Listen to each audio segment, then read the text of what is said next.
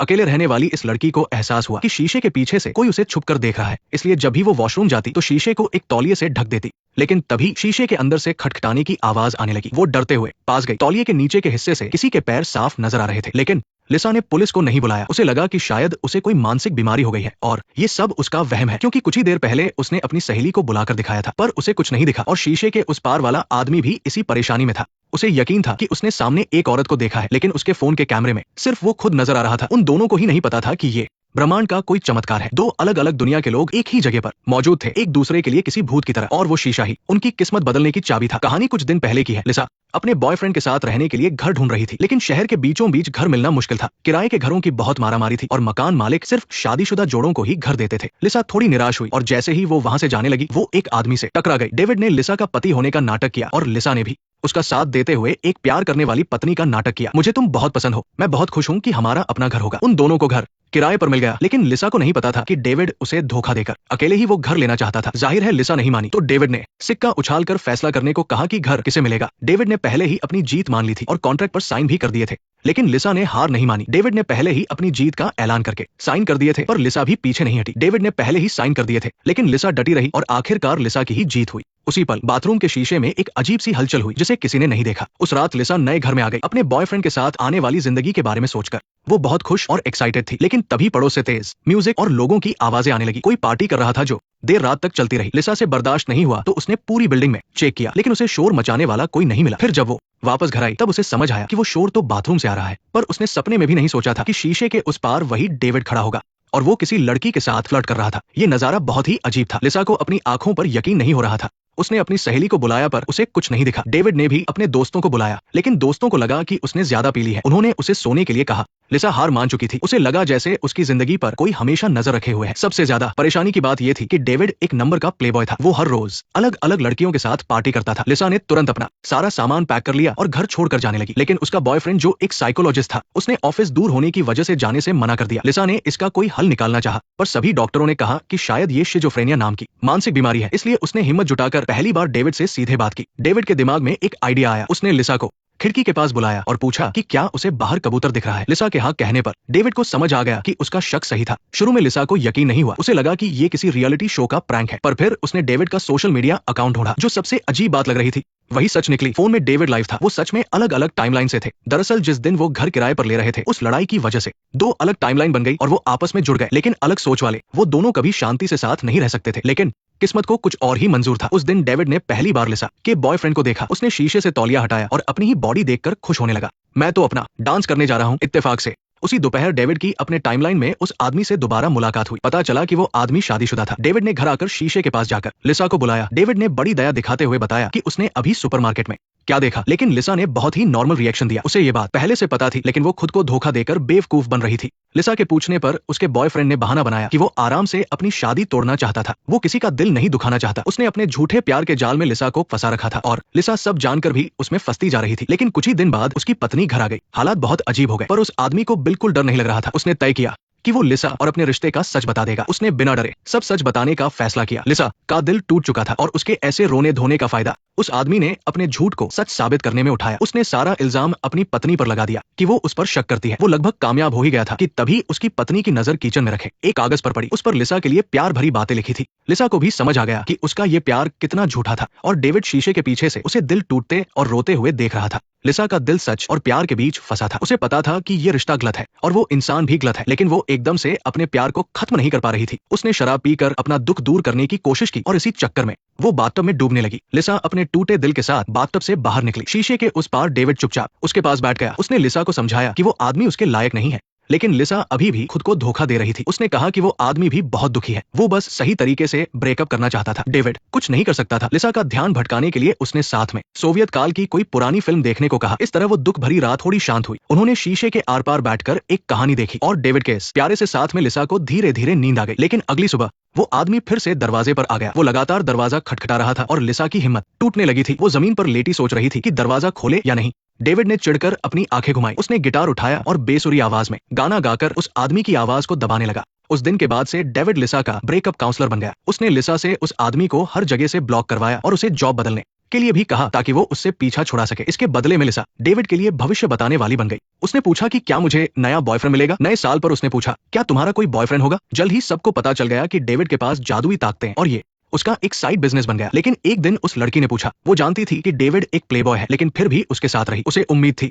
कि वो एक दिन उसके दिल में जगह बना लेगी। लिसा ने उस लड़की की ये बात डेविड को बताई और डेविड उसे कोई कमिटमेंट नहीं दे पाया। वो लड़की टूट गई। लिसा को बहुत बुरा लगा तो उसने डेविड से अपने पीछे पीछे बोलने को कहा, माफ करना, मैं कभी कभी एक धोखेबाज की तरह बर्ताव करता हूँ। सच तो ये है कि मुझे तुम सबकी ज्यादा जरूरत है। मैं अकेले होने से डरता हूँ, इसलिए ये पार्टी और लड़कियां, मैं बस इसके जरिए अपना खालीपन भरता हूँ। डेविड को लगा कि जैसे उसकी सच्चाई सामने आ गई है। उसे समझ आ गया कि सच्चा प्यार करने वाले बेवकूफ नहीं होते, बल्कि उसका ये फ्लर्ट करना तो उसके डर को छिपाने का तरीका था।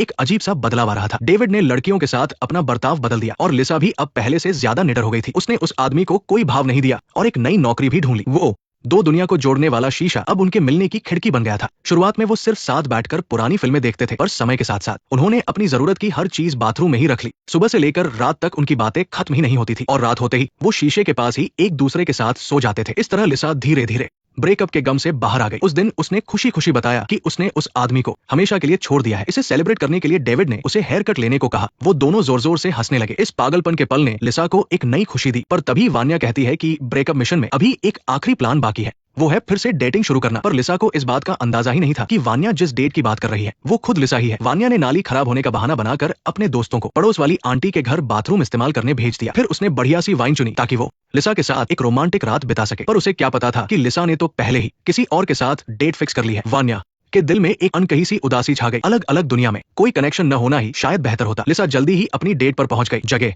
वही बार था जो वान्या ने बताया था, लेकिन उसके सामने बैठा आदमी बहुत ही खुदगर्ज था। वो पूरी रात बस अपनी ही तारीफ करता रहा और बड़ी बेशर्मी से लिसा को अपने साथ घर चलने के लिए पूछने लगा। डेट का मजा एकदम किरकिरा हो गया था। तभी वहाँ एक बारटेंडर आ जाता है और वो कोई और नहीं बल्कि इसी दुनिया का वान्या था। उसने उस आदमी को बताया कि उसकी कार टो हो गई है। इस तरह उसने लिसा को उस बोरिंग आदमी से छुटकारा दिलाया और आगे का समय वान्या के आ जाने से बहुत ही जादुई हो गया। इस दुनिया के वान्या में भी वही अपनापन और मजाक करने का अंदाज था। वो बड़ी आसानी से उसे हंसा देता था और लिसा भी उसकी हर एक खूबी को अच्छे से जानती थी। लिसा इस अजीब लेकिन खूबसूरत सी मुलाकात में खोसी गई। उसे वान्या के साथ वक्त बिताना बहुत अच्छा लग रहा था और उसके दिल में छुपे जज्बात भी धीरे धीरे सच साबित होने लगे थे। इस वसंत की सुहानी रात में वो दोनों पूरे पागलपन और रोमांस में डूबे हुए थे। स्ट्रीट लाइट की रोशनी में पानी की लहरें चमक रही थी। उस खाली पड़ी नाव पर वो दोनों बेवकूफी भरे खेल खेल रहे थे और बिना मतलब की बातें कर रहे थे। वान्या ने तो उसके लिए एक अंगूठी भी बना दी। रात ढलने तक उन दोनों का एक दूसरे से मन ही नहीं भर रहा था, लेकिन घर वापस आने के बाद उस बंद दरवाजे को देखकर लिसा को एक अजीब सी गिल्ट महसूस हुई। वान्या ने पूरी रात उसका इंतजार किया था, लेकिन तभी उसकी नजर लिसा के हाथ की उस अंगूठी पर पड़ी। वो लड़कियों को इम्प्रेस करने का वान्या का पुराना पैंतरा था। वो खुद को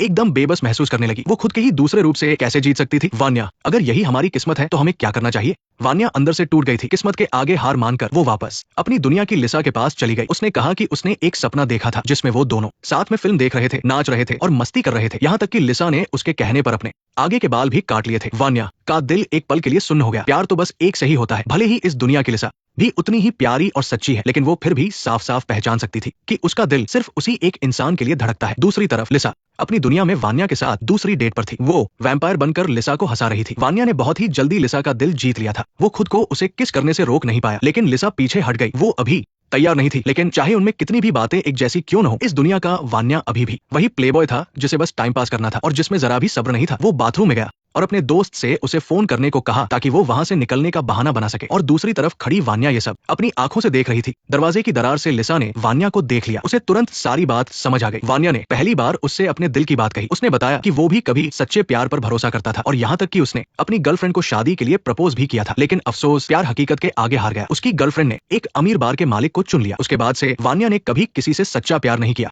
वो बस टाइम पास करता था या फिर बहाने बनाकर रिश्ते तोड़ देता था। इस पल अलग अलग दुनिया के उन दोनों ने एक दूसरे के छुपे हुए दर्द और कमजोरी को देखा। उन्हें आखिरकार यकीन हो गया कि वो दोनों ही एक दूसरे के लिए बने हैं। मेरी छोटी बिल्ली, इतनी दूर मत भागो। तुम्हें पता है कि तुम अपनी जगह नशे में धुत मुलाकातों में नहीं ढूंढ पाओगी। मैं तुम्हारी रक्षा करूंगा। मैं हमेशा तुम्हारा ख्याल रखूंगा। बस हमारे असली प्यार को याद रखना। भागने की कोशिश मत करना। अब कोई गिला शिकवा नहीं रहा। Silence, silence, silence, silence, silence, silence. दम घुट रहा है, दम घुट रहा है। इस कायनात की रची हुई ये अजीब मुलाकात एक इनाम भी थी और एक सजा भी। वान्या को खुद से नफरत हो रही थी कि वो कभी इतना घटिया इंसान था और लिसा भी खुद को कोस रही थी कि वो एक गलत रिश्ते में क्यों पड़ी और बेगुनाह लोगों को चोट पहुंचाई। ये सब मेरी वजह से हुआ है। हाँ, तुम्हारी गलती है। अगर तुम नहीं होते तो हम यहाँ इस हाल में नहीं होते। पर अब तुम लोग मुझसे बचकर नहीं भाग सकते। वो एक दूसरे को छू नहीं सकते थे, लेकिन उनका प्यार वक्त और दुनिया की हदों को पार कर सकता था। वान्या ने कमरे के हर कोने में शीशे लगा दिए थे ताकि लिसा उसे कभी भी देख सके। वो सुबह उठते ही एक दूसरे को फ्लाइंग किस देते और सोने से पहले गुड नाइट कहते। जब भी शाम आसमान पर गुलाबी रंग बिखेरती तब वान्या दूर से ही उसे एक अच्छी वाइन बनाना सिखाती थी। वो खूबसूरत सी पीले रंग की ड्रेस लिसा के बदन पर लहराती हुई सीधे वान्या के दिल में उतर जाती थी। तुम बहुत खूबसूरत लग रही हो। लेकिन जैसे ही वान्या कुछ पल के लिए वहां से गया, लिसा ने देखा कि दूसरी दुनिया की उसकी पक्की सहेली उसी लिसा से बात कर रही है। उसकी सहेली उसे एक शादीशुदा आदमी को छोड़कर वान्या के पास जाने के लिए कह रही थी। ठीक उसी पल लिसा को अपनी बेवकूफी का एहसास हुआ। आखिरकार उनका प्यार बस एक खूबसूरत छलावा ही तो था जिसे वो देख सकते थे पर छू नहीं सकते थे। लिसा के बिना वो कमरा डरावना सा खाली लगने लगा था। वान्या जिद में बाथरूम में ही बैठा रहा, लेकिन तभी उसे एक जानी पहचानी आवाज सुनाई दी। एक आदमी अपनी पत्नी से फोन पर बात कर रहा था और वो सब वही घिसी-पिटी झूठी बातें कह रहा था। पर इस बार वान्या ने दोनों दुनिया की लिसा की तरफ से अपना पूरा गुस्सा उस पर निकाल दिया। वान्या और लिसा अलग अलग दुनिया में होकर भी एक दूसरे को बचा रहे थे। लिसा बार में गई और लड़कियों को फंसाने के उसके नाटक को बीच में ही रोक दिया। उसने वान्या के उस झूठे प्लेबॉय रूप के पीछे की कमजोरी को सबके सामने ला दिया। तुम एक दिन एक ऐसी लड़की से मिलोगे जो तुम्हारे सारे दर्द भुला देगी। तुम खुश रहोगे, तुम सच में बहुत खुश रहोगे। और दूसरी तरफ वान्या की पार्टी भी खत्म हो गई। उसने लिसा की उदासी देखी और वो उसे ऐसे ही जाने नहीं दे सकता था। उसने गाना प्ले किया और लिसा को अपने साथ डांस करने के लिए कहा। वान्या में लोगों को खुश करने का एक अलग ही हुनर था। वान्या के गले लगने से जो गर्माहट मिली, उसने लिसा को एक अजीब सा सुकून और राहत दी। और शीशे के पार से ये नजारा लिसा देख रही थी। उसके होठों पर एक दर्द भरी लेकिन सुकून वाली मुस्कान आ गई। पर वान्या का दिल साफ साफ ये महसूस कर पा रहा था कि कुछ लोगों की जगह कोई नहीं ले सकता। लिसा को लगा जैसे उसके जज्बातों का मजाक उड़ाया गया हो। लेकिन अब वान्या ने भागने की बजाय दरवाजे के बाहर उसका पीछा किया और पूरी ईमानदारी से लिसा से माफी मांगी। उसने कहा कि लिसा बिल्कुल उस लड़की जैसी है जिससे वो प्यार करता था, लेकिन अफसोस इस बात का है कि उनके बीच कभी न मिटने वाली दूरियां है। लेकिन उसी पल उसकी दुनिया वाली लिसा ने एक बहुत ही कड़ा फैसला ले लिया था। शीशा ही उनका कनेक्शन था और वही उनकी रुकावट भी। जब तक आप किसी को आजाद नहीं करते तब तक आप सच्चा प्यार करना नहीं सीख सकते। बिखरे हुए शीशे के टुकड़े जमीन पर किसी घाव की तरह लग रहे थे। उनकी सारी हंसी और सारे आंसू मानो हवा के साथ कहीं उड़ गए हों। उस सुनसान सड़क के चौराहे पर खड़ी खाली हवाएं अपने साथ दर्द की लहरें लेकर आ रही थी। और तभी वान्या ने देखा कि उसकी चाबी से कमरे का दरवाजा खुल ही नहीं रहा था। और सबसे ज्यादा हैरानी की बात तो ये थी कि लिसा ने जो पीले रंग के जूते पहने थे वो पड़ोस वाली आंटी के पैरों में थे। किस्मत ने अपना जादू दिखा दिया था। प्यार की वजह से दो अलग अलग दुनियाएं भी आपस में जुड़ गई थी। वान्या खुशी से झूमती हुई सड़क पर भागने लगी। पीली ड्रेस पहने हुए लिसा उसे बहुत ही प्यारी लग रही थी, पर लिसा तो अभी भी अपने दुख में डूबी हुई थी। उसे इस बात का जरा भी अंदाजा नहीं था कि जिसे वो ढूंढ रही है वो उसके ठीक सामने खड़ा है। तुम अकेले, क्या तुम खुद को अकेला महसूस कर रही हो? तुम्हारे बिना मैं साइलेंस साइलेंस साइलेंस। नहीं, मुझे तो बिल्कुल समझ नहीं आ रहा कि लोग नींबू को फलों की टोकरी में क्यों रखते हैं। तुम दोनों क्या कहते हो? लिसा ये सब देखकर चौंक गई और बहुत खुश भी हुई। उसे लगा था कि वान्या को दूसरी दुनिया वाली लिसा से प्यार हो गया है। वो बेशक बहुत ही अच्छी है, लेकिन मैं अब एक अलग ही एहसास में जी रही हूँ। गर्मियों की इस खूबसूरत सुबह में अलग अलग दुनिया से आए वो दोनों एक गहरे प्यार में डूबे हुए थे। सच्चा प्यार हमेशा एक से ही होता है, चाहे ऐसी हजारों दुनियाएं ही क्यों न हो और उनमें तुम्हारे जैसे कितने ही प्यारे और खूबसूरत रूप क्यों न हो। लेकिन मैं तुम्हारे हर रूप से प्यार नहीं करूंगी। मुझे तो बस एक ही तुमसे प्यार होगा, वो जो मेरे साथ पुरानी फिल्में देखता है, जिसने एक खराब रिश्ते से बाहर आने में मेरी मदद की, जो मेरे बाल काटने पर खुशी से चिल्लाता है, जो बहुत ही बेकार गिटार बजाता है और जिसने मुझे वाइन बनाना सिखाया। ये तुम ही हो जिसके साथ मैंने इतनी सारी खूबसूरत यादें बनाई है और इसीलिए मैं सिर्फ तुमसे प्यार करती हूँ।